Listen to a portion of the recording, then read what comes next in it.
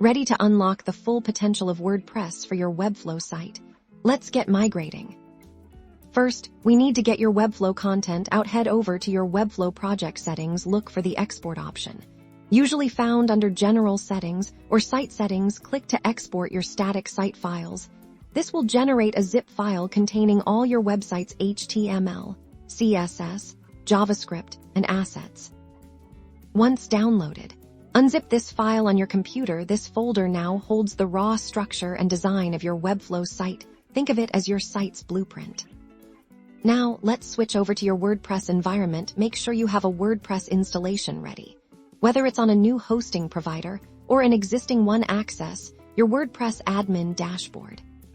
To import your Webflow content efficiently, we'll use a plugin. Go to Plugins, Add New, and search for a website importer tool or a specific Webflow to WordPress migration.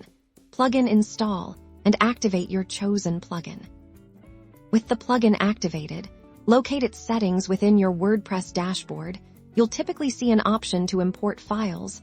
This is where we'll bring in your Webflow structure. Follow the plugin's specific instructions to upload a relevant file if it supports direct imports, or it might guide you on how to manually place files for import. The plugin will work its magic, translating your Webflow structure into WordPress posts, pages, and custom post types. This process can take a few minutes depending on the size of your site. Next, we need to import your media. Your Webflow export likely contains a folder with all your images, videos, and other assets. Most WordPress importer plugins will have a separate step or option to import these assets into your WordPress media library. Make sure to follow that part carefully.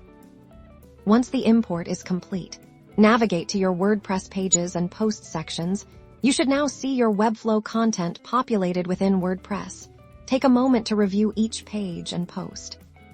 While the content structure is migrated, styling might require some adjustments. WordPress themes and Webflow's design system are different. You'll likely need to refine your WordPress theme's appearance or use a page builder within WordPress to match your original Webflow design as closely as possible. Utilize your WordPress theme's customization options or a powerful page builder like Elementor or Beaver Builder to recreate the visual appeal of your Webflow site. This might involve re-adding sections, adjusting layouts, and reapplying fonts and colors. And there you have it.